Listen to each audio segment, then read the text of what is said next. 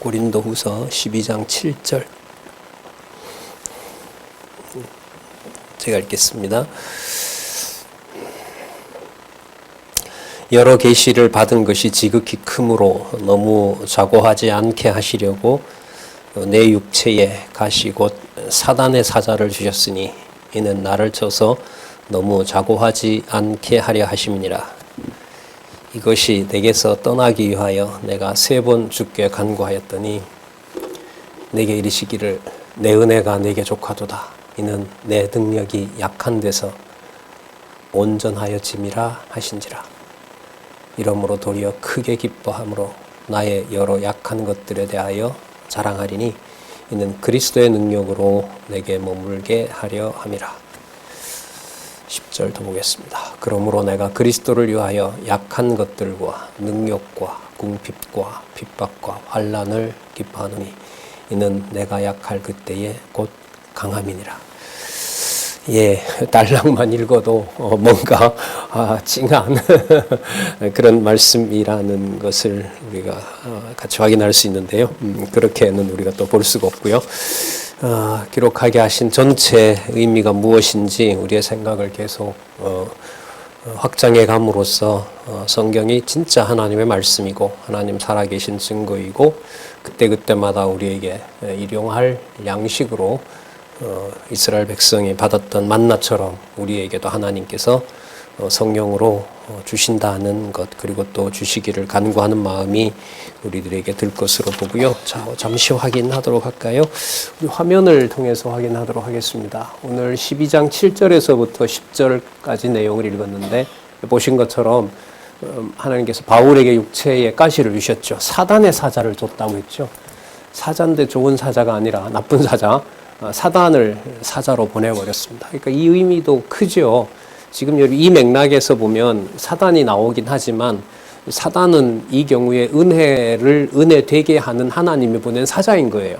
이럴 경우에 쓰지만 이제 선하게 쓰지는 않으시죠. 그리고 나중에 이제 심판하시는, 어쨌든 좀 지엽적인 얘기긴 하지만 그런 사단을 통해서 주신 그 육체의 가시로 인해서 자랑하며 자신의 무능력함과 오직 하나님의 은혜를 자랑하도록 하는 겁니다. 그게 뭐냐 하면 기뻐하는 거죠.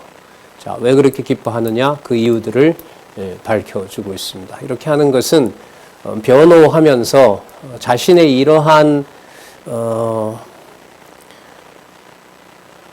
받는 고통이 육체의 가시까지 사단의 사자까지 붙여서 하나님께서 그렇게 하실 만큼 자신은 뭐냐 하면 큰 사도인 거죠. 그 모든 것들을 견디게 하면서 이제 고린도 교회에 말씀을 전하도록 하고 또 고린도 교회로부터는 어떠한 후원도 받지 않고 거기서 이제 온갖 오해를 받으면서 연보를 함께 해서 이제 예루살렘 교회까지 그 복음의 넉넉함을 전하는 일로 그렇게 하는 것을 자랑하는 것을 뭐 하냐면 용서를 당부하는 겁니다. 왜냐하면 그게 자기 자랑이 될까 봐. 그렇죠. 인간 세상에서도 자기가 고생한 거 하면 사람이 주눅 들어요. 사실 이제 부모들이 많이 쓰는 카드잖아요.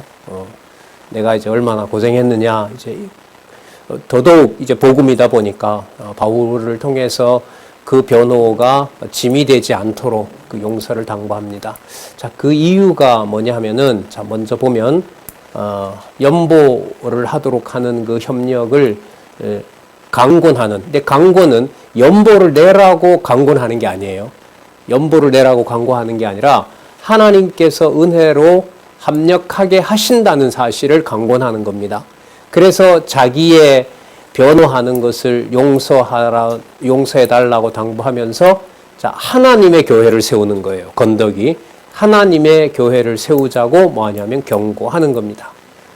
그리고 하나님의 교회를 세우는 이를 경고하면서 자, 믿음을 확증하길 요구합니다. 이 믿음을 확증하는 것은 이제 본문에 여기 나오지만은 사도 바울을 오해하고 또 사도 바울에게 대적하는 자들과 또 고린도 교회의 그 분열을 획책하는 그런 자들이 있죠. 그들에 대해서 이제 용서하지 않을 것이다. 이제 3번째 가면 그걸 밝혀줄 것이다라고 얘기를 하고요. 그 다음에 강한 얘기를 합니다.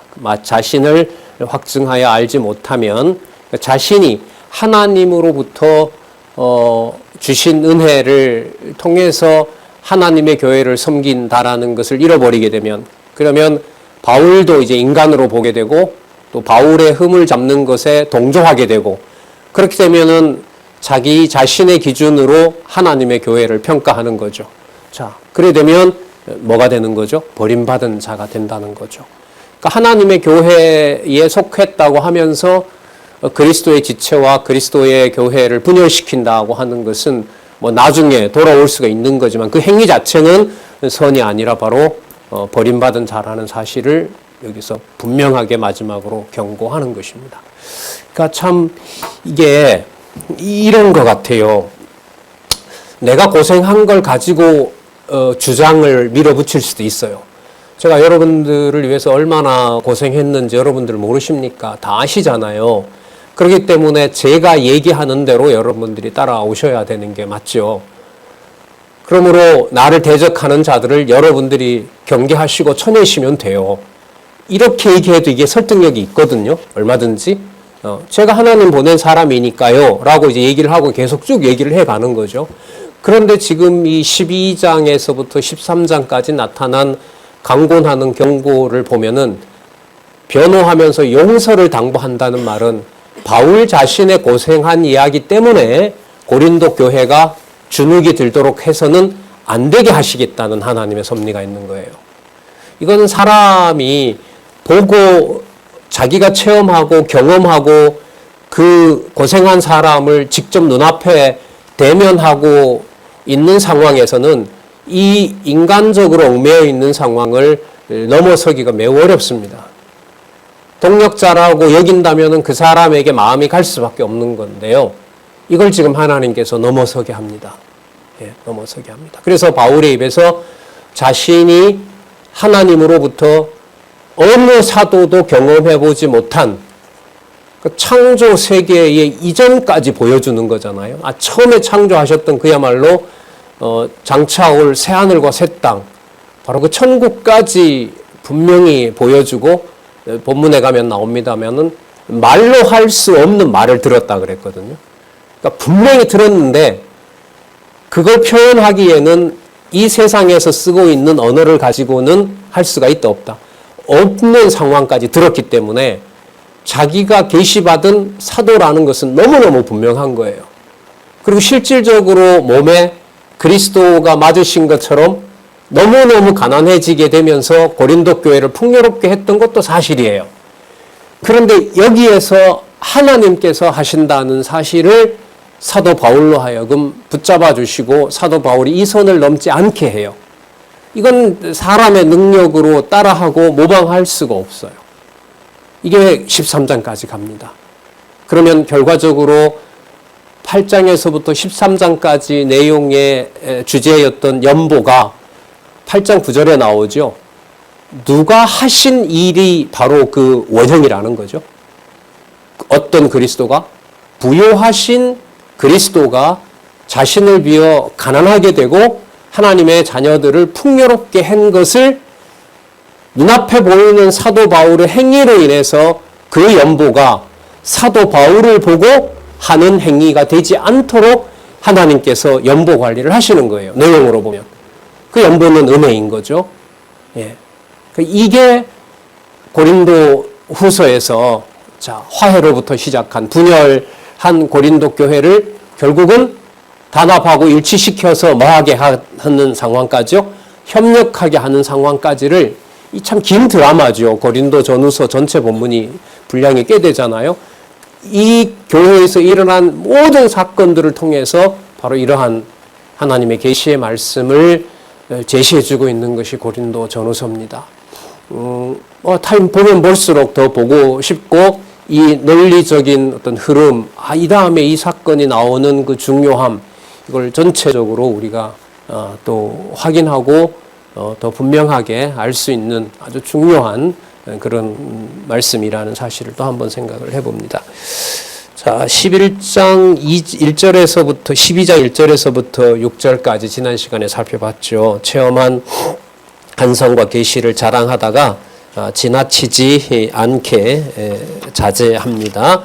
그래서 자 7절에 보면 읽었죠. 아까 여러 계시를 받은 것이 지극히 크므로, 그러니까 하나님의 존재를 직접 만났던 그 모세도 직접 보진 못했죠. 하나님이 등 뒤로 이렇게 갔다 하고 했으니까요.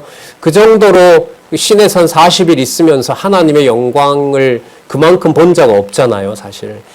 그런 것처럼 사도 바울도 이제 그런 경험을 한 거죠. 그리스도를 직접 만났고 여기 기록된 대로 여러 계시를 받은 것이 지극히 큰데, 자, 그 다음부터인 거예요. 자, 그러면 여러분 이런 거 여러분들은 못 봤잖아요. 저 혼자 봤어요. 제가 사도가 아니면 누가 사도겠어요? 그러면 제 말을 따르셔야죠. 나를 안 믿고 누구를 믿으시겠어요? 그깟 추천서 받아온 예루살렘에서 온 자들의 그게 뭐가 그렇게 중요합니까? 그 사람들이 저처럼 이런 계시를 봤나요? 보지 못했어요. 제 말을 믿으셔야 돼요. 이게 인간적으로 갈 수 있는 중요한, 너무나 명백한 방향이거든요. 근데 하나님이 여기서 막아 놓으세요. 이걸 사도 바울 자신이 경계하고 조심하는 문제가 아니에요. 어느 단계에 어떻게 하나님께서 하나님의 은혜를 깨닫게 하실지는 사실상 우리는 모르죠. 단지 고린도 교회 성도들과 바울을 통해서 기록한 말씀을 함께 따르는 자들이 형제가 되고 동력자가 되는 이 놀라운 은혜 속에 있는 것이고요. 각각 자신이 받은 분량이 무엇인지를 관리하는 것조차도 누가 하신다? 하나님이 하시는 거예요. 원하는 대로 안 된다는 건 세상의 속설이잖아요. 그것도 일반적인 보편적 이른바 타당성이 있는 말 것처럼 그것도 그런 타당성이 있는데, 하나님의 말씀을 하나님에게 맞추는 것을 하나님께서 해주신다는 것은 이거는 우리가 움직일 수도 없고 변경할 수도 없는 거죠. 자, 그런 방법을 한번 볼게요. 너무 자고하지 않게 하시려고 내 육체에 가시 곧 사단의 사자를 주셨습니다. 어디 있죠? 저기 보시면 하나님과 인간과 사단의 관계도, 저걸 보시면 돼요. 하나님께서 누구를 사용해요? 사단을 사용해서요. 사단 안에다가 사도 바울을 가둬버려요. 육을. 그런데 저 육의 소욕 속에만 있는 것이 아니라 사단 밖에 있는 영의 소욕, 성령께서 또한 인도해 가시는 거예요. 자, 그래서 하나님과 인간과 사단의 관계도를 보시면 이 맥락에서 하나님께서 너무 자고하지 않게 하시려고 내 육체에 가시 곧 사단의 사자를 보냈던 거죠. 자, 목적은 분명하죠. 나를 쳐서 너무 자고하지 않게 하심이라. 자, 이것도 좀 이해가 잘 안 되더라고요. 처음에는 지극히 큰 계시를 받았는데 그 계시를 받은 자가 하나님이 살아계신 걸 분명히 확인하고 또 확인했는데 자기 마음대로 살아갈 확률이 적거든요. 그 계시를 안 본 우리보다는 훨씬 더 의롭게 살아갈 확률이 많잖아요. 그런데 뭘 붙여버려요? 사단의 사자를 붙인다는 거죠. 그래서 여기서 이제 이런 질문들이 본능적으로 생기는 거예요. 아, 이렇게까지 할 이유가 왜 있나, 이런 게. 이 말은 말씀의 깊이가 더해지고 내용이 많아지면 내가 내 스스로 관리할 수 있도록 나를 좀 내버려 달라. 내 마음대로 좀 할 수 있게. 그 말은 여러분 창세기 3장에 가면 선악을 아는 일에 누구처럼 해보겠다는 거죠. 하나님과 같이 되겠다는 거죠. 지금 사도 바울이 받은 계시와 몸에 받은 고난은요, 그리스도 수준입니다.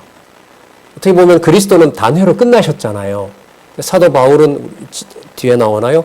5번 맞고, 3번 맞고, 1번 맞고, 일주일 동안 배에 갇혀 있고, 열흘 동안 굶주리고, 수십 번, 자신이 소개한 것만 하더라도 20여차례 목숨을 경각에다가 두셨단 말이죠. 자, 그러면 그렇게 하신 하나님의 목적이 그런 자는 그냥 둬도 하나님의 일을 잘 감당할 사도인 것 같은데, 하나님은 여기서 마지막 카드 하나님의 이름이 드러나도록 섭리하시는 거죠. 자, 8절 이것이 내게서 떠나기 위하여 내가 3번이나 주께 간구하였더니 한 번 하고도 안 되니까 또 하고 또 했을 거 아니에요. 자, 근데 9절에 내게 이르시기를 뭐라고요? 내 은혜가 내게 족하다. 그거 뭐다? 은혜다. 왜 은혜일까요? 사단의 사자를 줬는데 하나님 이름만 부르게 하니까요. 여호와 하나님의 살아계신 존재와 계시만을 알게 하는 거니까요. 그러니까 여러분 이 말 속에 어떤 사람의 실수나 부족함이나 어떤 복음의 우리 눈으로 볼 때 복음의 장애가 되는 거 이런 거 여러분 문제가 돼요? 안 돼요? 안 돼요. 시비거리가 안 돼요. 어느 선부터. 하나님께서 하나님의 방법은 고린도 교회 성도들과 분열해서 고린도 교회 성도들이 괴롭히고 고린도 교회 성도들이 오해하고 고린도 교회 성도들이 진짜 저런 인간들이 어디 있나 할 정도로 괴롭히는 정도가 아니라 아예 그냥 사단에게 다 몸을 맡겨버렸다는 거죠. 욥처럼. 그런데 이걸 뭐라고 지금 답을 내려버려요? 내 은혜다는 거죠. 내 은혜가 뭐하다? 족하다. 완전히 반대말이잖아요. 이게 여러분 하나님의 전능성과 신실성과 주권성과 영원성과 자비성이 여기에 다 드러나고 있는 거예요. 모든 시편 내용 줄거리가 생각이 나시면 여기에 다 들어간다고 볼 수가 있죠. 욥부터 시작해서요 아가서까지. 더 분명하게 또 설명을 하네요. 이는 내 능력이 약한 데서 온전하여짐이라. 뭐가 온전해지겠어요? 하나님 주신 은혜가 온전하여지는 겁니다. 그러니까 은혜가 은혜되도록 하기 위해서 사단의 사자를 하나님께서 붙여주고 거기에서 오직 하나님만 바라보도록 하시겠다고 하는 거. 자, 이게 바로 여러분 연보의 의도한 여호와 계시로 향하는 방향입니다.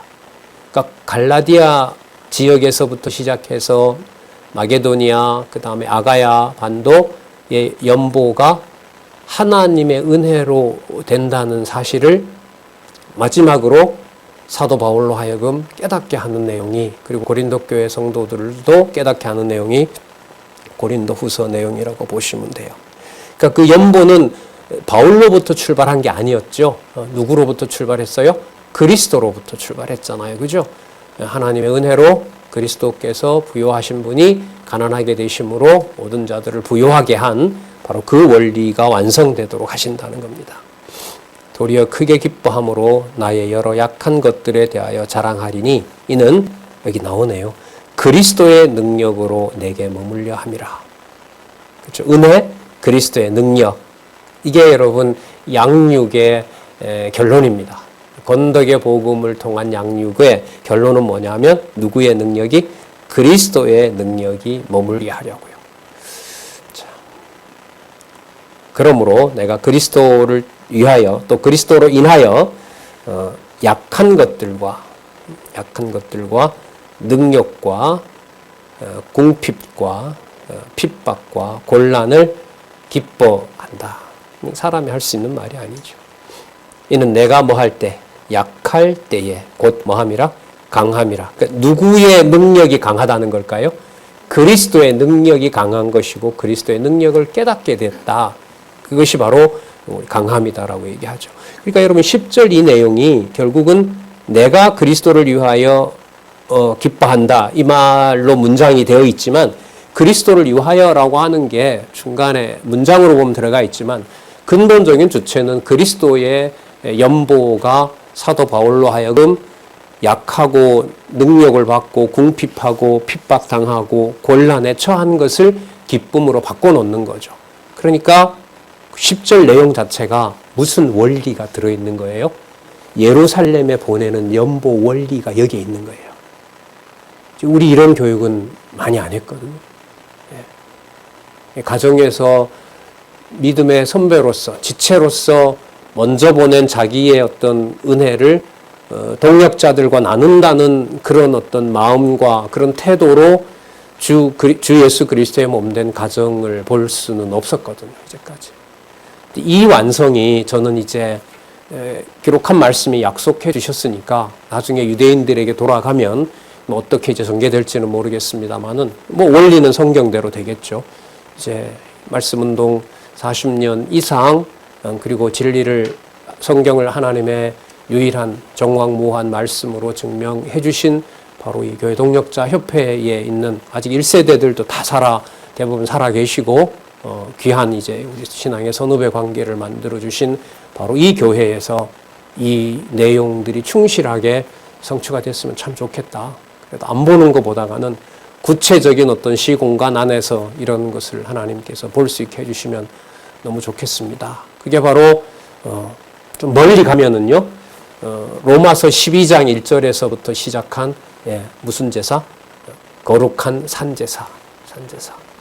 그 내용의 맥락에서 하나님께서 교회를 세우시고 또한 양육하신다는 것하고 관계를 지을 수가 있을 것 같습니다. 12장 11절에서부터 13절. 바울이 받는 이 고난과 계시가 너무 커서요, 이 본문을 그냥 쭉 들어가서 빠져서 읽다 보면은 연보 얘기가 사라져요. 제 경험은.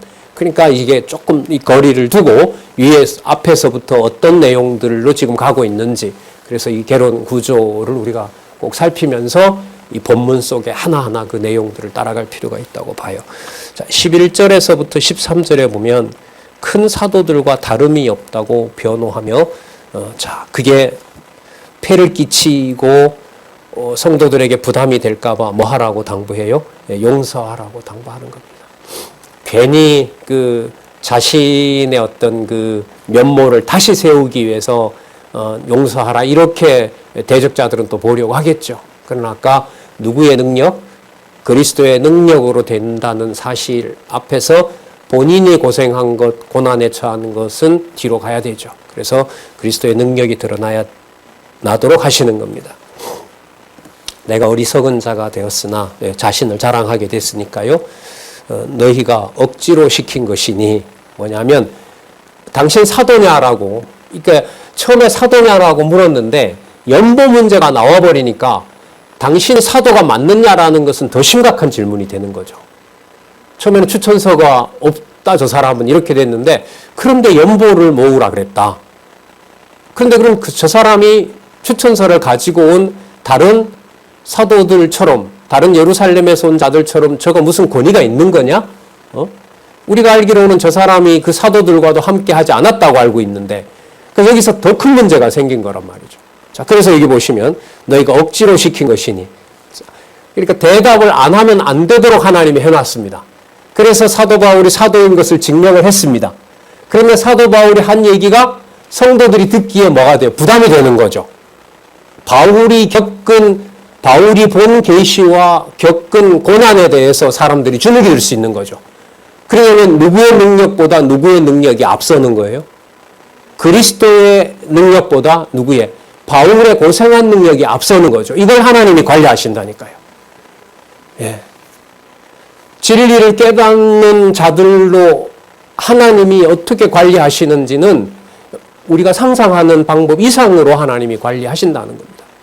하나님의 심판과 하나님의 주권과 은혜가 어떤 식으로 작동하는지, 그러니까 하나님을 믿기 때문에 그 사람과 함께 있는 것이지, 그 사람과의 신뢰 때문에 우리가 지내고 안전하고 편안한 관계가 되는 건 아니거든요. 이 본문을 보면 더 알 수가 있습니다. 11절을 다시 보면은 내가 나를 자랑하는 그런 어리석은 자가 되었으나, 사실 이것은 내 어떤 자신의 진실을 모르기 때문에 여러분들이 자꾸 모르니까 내가 억지로라도 내가 변명을 하게 된 것입니다. 자, 그런데 그걸 용서해 달라는 거죠. 그렇게 들렸다면은 내가 너희에게 칭찬을 받아야 마땅하도다. 내가 아무것도 아니나 지극히 큰 사도들보다 조금도 부족하지 아니하니라. 사도의 표된 것은 저에게 나오잖아요. 그죠? 사도가 맞느냐 이렇게 되니까 사도의 표된 것은 내가 너희 가운데서 또 얘기합니다. 모든 참음과 또 참음은 여러분 온갖 수욕을 당하는 겁니다. 오해를 받는 거고, 그런데 그가 행한 능력으로 보면 뭐와 뭐를 행해요? 표적과 기사와 능력을 행한 거죠.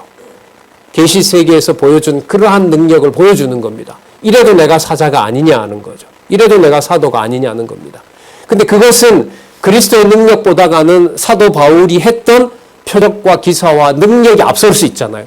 이걸 하나님께서 마지막으로 관리를 해야 연보가 참 연보가 된다는 거예요. 그러면 여러분, 연보의 완성은 전적으로 누가 주관하셔야 협력이 된다는 걸까요? 하나님이 하셔야 가능한 겁니다. 그래서 다시 돌아와서 보면 재정개혁을 통하여 연보와 헌금 문제를 근본적으로 개혁하게 하신 여러분 교회 개혁의 내용들을 다시 한번 돌아보게 되는 겁니다. 근데 고린도후서 8장에서부터 13장 내용을 따라가다가 보면 하나님께서 너무나 놀라운 일들을 가정교회 연보에서부터 근본적으로 다시 시작하게 하신 거예요. 처음에 이 본문을 봤을 때 사도 바울이 다시 또 왜 여기서 변명을 해야 되지? 이게 연보하고 무슨 상관이 있지? 그러니까 이게 본문의 어떤 밀착된 논리적 연결성을 더 관심을 가질 수밖에 없는 거예요. 그리고 그게 연결이 여러분 약해지면 여기 이렇게 정리해 놓은 제목, 건덕을 위한 협력, 이 내용이 강하겠어요? 약하겠어요? 약하죠. 그래서 여러분들도 재차 확인해 주시기를 부탁을 드리는 겁니다. 모든 참음과 표적과 기사와 능력을 행한 것이라. 13절 볼게요. 자, 그러한 바울의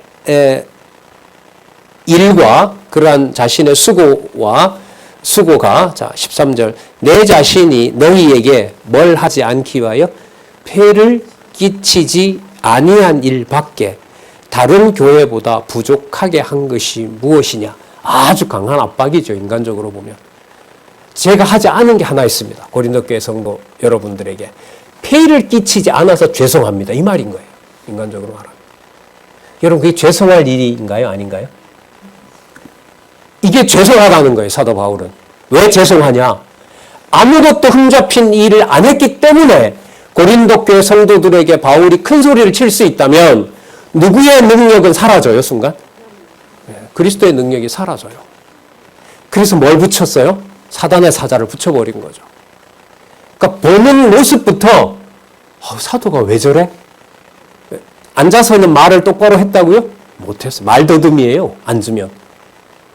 그리고 그러니까 편지 쓰는 사람하고 현장에서 어떤 신앙과 관련된 이야기를 한 사람하고 고린도교회 성도들에게는 전혀 딴 바울이 있는 거예요.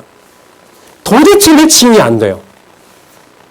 누가 그렇게 해놓으셨을까요? 뭐 하게 하려고요? 그리스도의 능력만 드러나게 하려고. 여러분 이걸 한번 생각해 볼까요? 우리의 자녀들이 하나님의 풍성하심을 알게 하고 그리스도로 인하여 자신이 산다는 것을 깨닫게 하기 위해서 자신들의 기준에 맞지 않는 교회 성도인 부모, 신앙의 선배인 부모를 자녀들의 눈에 볼 때 얼마든지 만들 수가 있다, 없다? 있다. 그러니까 누가 오해받게 한 것처럼 고린도 교회 성도들을 잘 가르치어주고 오해받게 한 것처럼 사도임에도 사도가 아니라고 오해받게 한 것처럼 우리 가정교회에 준 연보가 하나님의 은혜로 됐다는 것을 깨닫게 하기 위해서 자녀들에게 깨닫게 하기 위해서 부모 세대가 이해할 수 없는 일을 하고 있고 마음에 들지 않고 도저히 저 부모가 진리를 깨닫는 사람이냐라고 할 의문이 생길 정도로 하나님께서 고린도 교회를 그렇게 관리하셨다면 연보를 참 연보가 되도록 가정교회에서부터도 이 원리가 적용되도록 하시려면 하나님의 주권적인 섭리 방법은 그렇게도 하실 수가 있다는 겁니다. 한번 같이 깊이 고민을 한번 해보셨으면 좋겠어요. 그때 그렇게 가족 간의 오해와 자녀와 부모 간에 생긴 그 모든 일들이 그리스도의 풍성한 은혜와 그리스도의 능력으로 은혜로 우리가 먹고 산다는 것을 깨닫게 하려고 한 건가? 라고 질문을 던지면 상당 부분이 정리가 됩니다. 그러니까 그 말은 하나님께서 주신 그리스도의 풍성하심으로 내가 살고 있다는 것을 자녀 경우에 깨닫지 못하면 부모가 해준 그 일들을 누구 기준으로 볼 수 없다는 말과 똑같아져요. 하나님 해주신 것으로 볼 수 없다는 것하고 똑같아요. 깨닫지 않게 하면 매우 서글픈 거죠. 20년 동안은 무조건 살아야 되고요. 그 다음에 어쨌든 피치 못할 사정은 있겠지만 대부분 성년될 때까지 살고 그 이후도 계속 지속적인 관계를 가져야 되는데 자녀가 혹은 부모가 그리스도의 풍성한 연보의 원리를 모르는 상태에서 가정교회를 아무리 얘기한다 하더라도 인간적으로 생각을 해보면 공허한 얘기가 되는 겁니다. 그래서 이렇게 강하게 말할 수밖에 없는 게 하나님의 교회는 그렇게 하지 않겠다고 하는 것이 지금 이 12장에서 하나님께서 바울에게 뭐 하는 거죠? 약속해 주는 내용이거든요. 여기에서는 우리는 너무너무 상당히 못 미쳐 있습니다. 이 말은 다시 말씀으로 돌아가서 기록한 말씀을 따라가야 될 시간이라는 겁니다. 개인적으로도 수도 없이 이 고린도 전후서, 특히 이제 후서를 보면서 많이 생각을 안 할 수가 없고요. 성도님들도 같이 고민을 하고 있고 요즘 우리가 관심 많은 고린도 교회의 양육을 보면 불일치한 교회를 일치시키고 단합시키고 나중에 하나님과 화목시켜서 하나님과 화목한 것은 형제와 화목되는 거죠. 그러니까 율법의 원리가 어떤 거냐면 하나님을 사랑하고 내 형제를 내 몸과 같이 사랑하는 거잖아요. 그러니까 고린도 후서 내용을 이런 틀에다가 넣어서 생각을 하면 누구와 화목하게 한 것이? 하나님과 화목하게 한 것이 이거요. 건덕을 위해서 하나님께 화해하도록 한 것이 무엇을 하도록 해요? 교회가 협력하도록 하잖아요. 그러면 무슨 원리? 율법의 대강령의 틀 속에 있거든요. 하나님을 사랑하는 것이 내 이웃을 내 몸과 같이 사랑하는 것과 분리가 될 수 없다는 거죠. 그럼 여기에서 여러분 그리스도의 풍성하신 연보를 토대로 세워진 가정교회의 귀한 가치를 이 연보의 원리를 빼고 생각할 수가 없는 겁니다. 너무 거리가 먼 얘기인가요? 그럼 제가 성경을 잘못 따라온 건가요? 아니면 생각하지 못했던 부분들을 우리가 많이 놓치고 있던 건가요? 예. 자, 보겠습니다. 내 자신이 너희에게 폐를 끼치지 아니한 일 밖에 다른 교회보다 부족하게 한 것이 무엇이 있느냐. 자, 그렇게 하고 이게 사도 바울이 편하게 써 이 말을 내질러 놓고 하나님이 관리하시죠. 너희는 나의 이 공평치 못한 것을 용서하라. 폐 끼치지 않아서 죄송합니다. 이렇게 인사하는 거죠. 야, 여기에 여러분 바울의 어떤 처지와 바울이 본 계시와 바울의 어떤 능력이라고 하는 것은 이 말 속에 바울이 던져놨지만 그 모든 걸 그리스도의 능력으로 다 덮어주셔야 돼요. 이걸 약속하고 있는 내용이 지금 이 고린도후서 12장에 나타난 바로 용서를 당부하는 내용인 겁니다. 자, 그래서 고린도 교회 입장에서는 어떻게 이제 이해를 하게 될까요? 그래, 맞네. 연보하자. 이쯤에 가서 바울을 하나님이 그렇게 하신 거구나. 그래서 연보를 하자고 했던 저 준비는 바울이 한 게 아니구나. 하나님이 관리하시는 거구나. 그래서 이 일을 하게 되겠죠. 자, 그 다음에 계속 이어지는데요.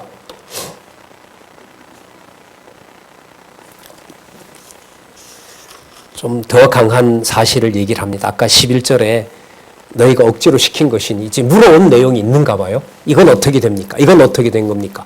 왜 그렇게 하셨습니까? 이렇게 물었겠죠? 자, 사도인 증거가 뭡니까? 자, 그 내용을 물어와서 이제 사도 바울이 이제 변호하고 답하면서도 자기가 앞설까봐 용서를 당부하고. 예. 여러분, 이게 흉내낸다고 될까요? 야, 엄마가 얘기하는데 지금부터 엄마가 고생했다는 얘기를 말하려는 건 아니야 이러고 한 2시간 얘기했어요.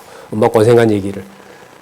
그게 말로 그렇게 한다고 그게 자기 어떤 진실성이 상대방에게 드러날까요? 아니죠.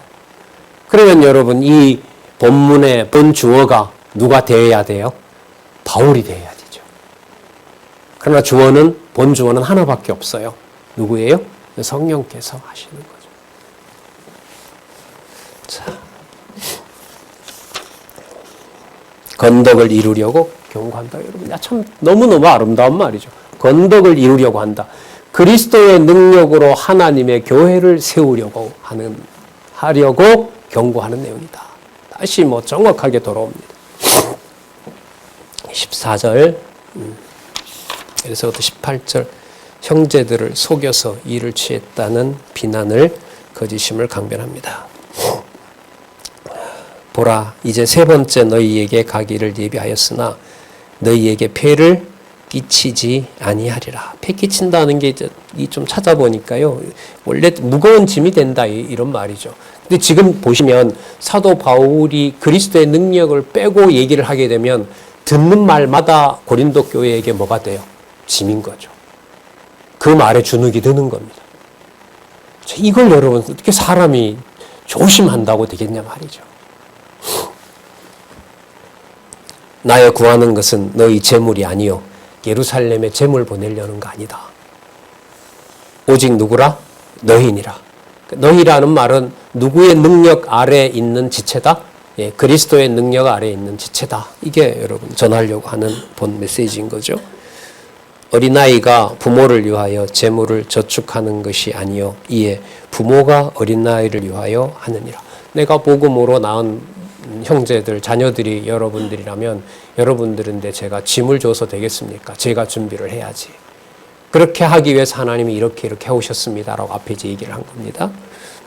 15절, 내가 너희 영혼을 위하여, 이게 답이네요. 네, 너희 영혼을 위하여 크게 기뻐함으로 재물을 허비하고 또 나 자신까지 뭐하리니? 허비하리니. 이 재물 허비하는 것은 후원을 고린도 교회의 현장에서 받지 않고 마게도니아 교회로부터 보충을 했죠. 그러니까 고린도 교회 성도들이 예루살렘으로 연보 보내는데 일체 오해가 되지 않도록 하기 위해서 고린도 교회 자체에서 아예 뭘 안 받아버려요? 후원을 안 받아버려요. 그러면 고린도 교회에서 나오는 연보는 하나밖에 없어요. 바울이 안 받기 때문에. 어디로 가는 것밖에 없어요? 고린도 교회 가는 것밖에 없어요. 사건을 봐도 너무 투명해요. 그런데도 하나님 여기서 안 멈춰요. 여기서 막 인간적으로 말하면 너무너무 답답함들이 있는 거예요. 와, 이렇게까지 꼭 하시는 이유가 뭘까? 예. 욥기가 생각이 나죠. 하나님의 전능성 계시를 하나님의 방법으로 하신다는 것을 떠올릴 수밖에 없고, 다른 부분도 이제 그런 사건들이 허다하죠. 예. 창세기에서부터.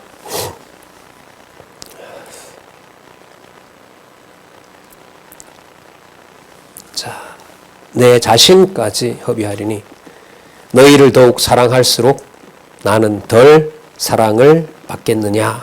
예. 다 허비해서 여러분에게 다 줬는데 이게 더욱 사랑하려고 하는데 나는 그 사랑에서 밀려나고 있다는 말입니까? 그럴 수는 없습니다. 이런 말이겠죠. 하여간 어떤 이의 말이, 자, 이게 대적자들이 하는 말이에요. 여기에 이제 넘어간 거죠, 고린도 교회가. 어떤 이의 말이, 내가 너희에게 짐을 지우지는 아니하였을지라도. 왜? 증거가 없잖아요. 뭘 안 받았으니까. 어떤 후원도 안 받았으니까.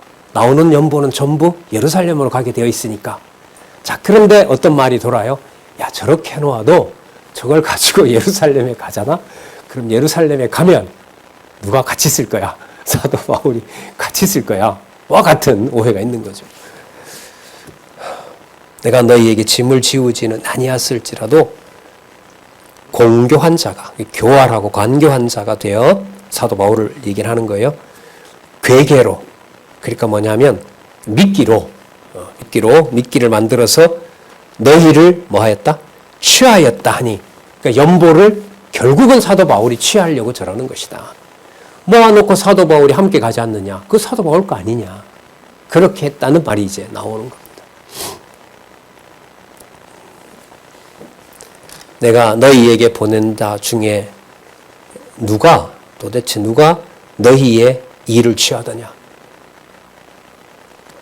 나뿐만 아니라 나도 하지 않았는데 내가 보낸 자가 어느 누가 바울을 위하여 하자고 한 사람이 누가 있었습니까? 내가 디도를 권하고 함께한 형제를 보내었으니 디도가 너희의 일을 취하더냐? 디도가 내놓으라고 했습니까? 안 했다는 거죠. 그 다음에 나옵니다. 우리가 보낸 나나 그 현장에 간 디도나 무엇으로? 동일한 성령으로 행하지 아니하더냐. 아까 그리스도의 능력, 그 다음에 본주어 성령으로. 이 진리가 보이지 않으면, 다르게 말하면 이 진리를 보이도록 하기 위해서 하나님께서는 하나님의 교회를 하나님 백성 만드는 칭의의 복음으로 살려서 뭐하게 해요? 교회를 세우시는 단합과 일치와 화해와 협력으로 양육하시는 겁니다. 가정교회에서부터. 우리가 동일한 성령으로 행하지 아니하더냐 또 나오죠. 동일한 보조로 하지 아니하더냐. 그러니까 연보를 취급하는데 이제 동일한 방식으로 그렇게 한다는 거죠.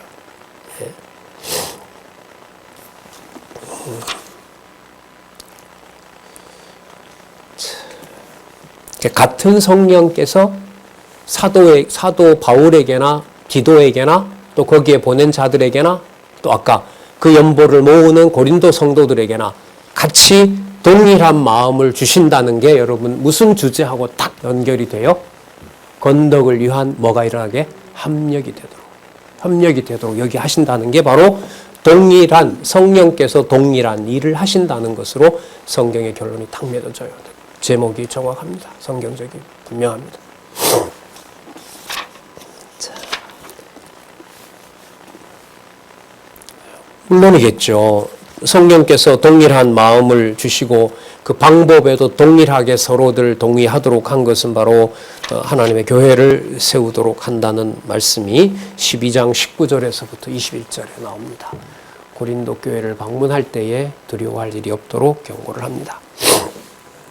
이때까지 우리를 너희에게 변명한 줄로 생각하는구나. 아까 용서도 구했잖아요. 그래서 우리가 누구 안에서, 그리스도 안에서, 누구 앞에, 하나님 앞에 말하노라. 아까 동일한 성령이 어떻게 하시는 거죠? 그리스도 안에서. 그리스도 안에 있다는 말은 그리스도의 능력으로 교회의 머리는 그리스도가 되신다는 사실이죠. 그 사실을 통해서 누구 앞에서? 오직 하나님 앞에서. 여러분 지금 우리 재정개혁이 바로 여러분 뭐냐면요. 여러분에게 있는 성령, 저에게 있는 성령이 동일한 하나님 나라, 하나님의 교회를 섬기도록 하기 위해서, 코이노니아 하도록 하기 위해서, 교제하도록 하기 위해서 누구 안에 두시고, 그리스도 안에 두시고, 누구 앞에서? 하나님 앞에서. 그리고 중간에 이 연보를 가로막는 걸 다 없애버렸잖아요. 이 성경적인 거죠. 이 문화 정착이 교회 생활을 하던 어떤 제도에서는 마련이 됐는데 이게 이 정신의 토대인 가정교회에서부터 깨닫게 하시는 역사를 하나님께서 해주시기를 또 간절히 원하고 있는 거죠. 네. 그 원리를 가진 우리 후배들이, 자녀들이 앞으로 교회 생활을 함께 모여서 이런 원리를 바탕으로 하나님의 일을 도모해 갔으면 너무 좋다는 소망이 생기죠. 또 너무 진리 견고하고 분명한 성경의 절대성을, 성경만 하나님 말씀임을 또 성경 신학을 통해서 확증도 해주셨고요. 20절 볼까요? 그리스도 안에서 하나님 앞에서 말하노라. 사랑하는 자들아, 이 모든 것은 여기 답이 나오죠. 너희의 뭘 세우기 위함이라? 이 덕을 세운다는 게 여러분 이거예요. 하나님의 교회를 세운다. 그럼 맞죠? 성령께서 동일한 마음으로, 이걸 여러분 13장 13절에 가면 뭐라 그래요? 성령의 뭐 하심? 교통하게 하심.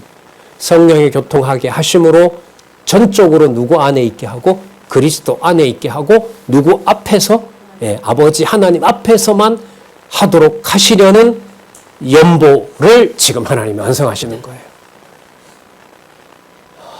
이거 뭐 너무너무 몰랐어요. 가정교회에서는. 그런 비밀이 있는지 몰랐어요.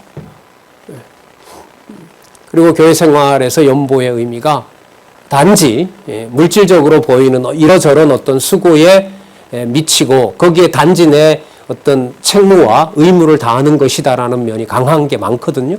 예. 내가 하지 않으면 약속된 거 누군가 짐을 져야 된다는 어떤 어떻게 보면 인간적인 생각이죠. 그런 어떤 생각으로 연보를 할 때가 많았는데 이 고린도 후서를 보면서 이 연보 행위가 아름답게 하도록 그리스도 안에서 하나님 앞에 되도록 사도 바울을 3층전까지 데려간 사건이 여기 나온단 말이에요.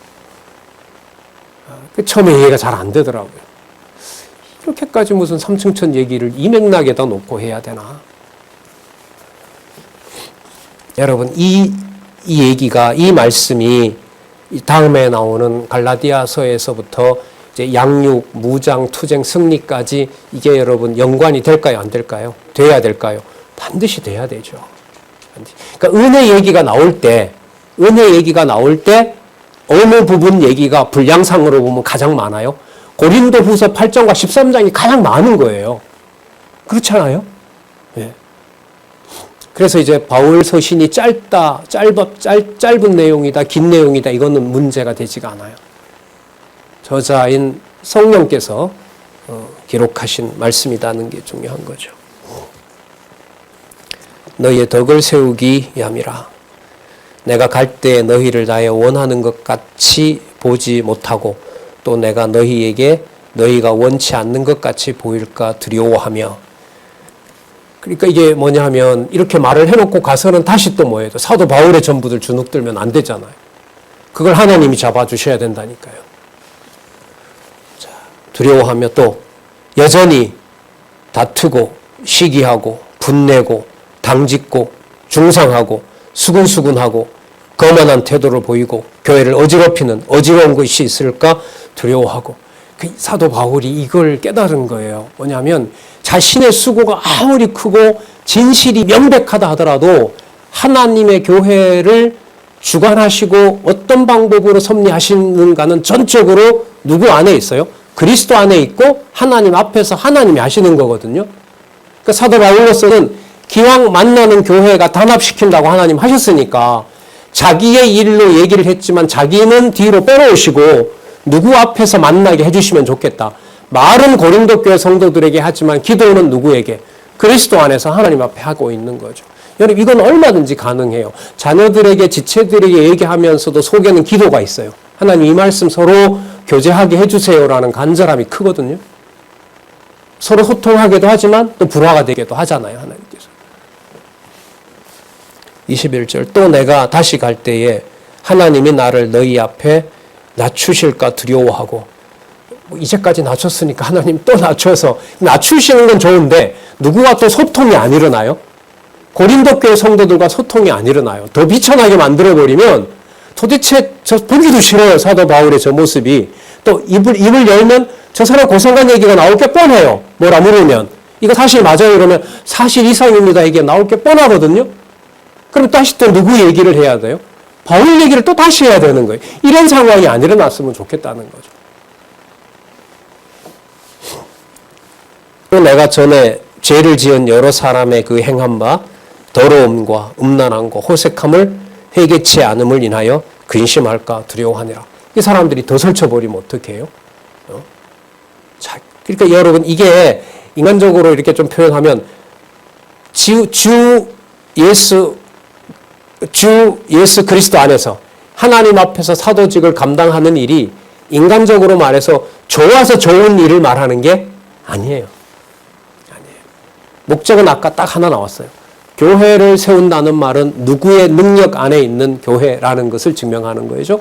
그리스도 안에 있는 누구에게 오직 영광, 하나님 앞에서만 영광이 되도록 하신다는 겁니다.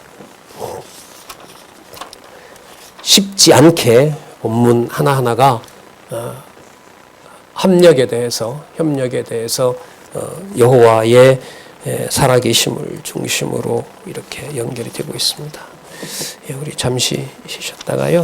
13장 1절에서 믿음을 확증하기를 요구를 합니다. 자, 하나님께서 그렇게 해주시기를 다시 간구하는 내용이 나타납니다.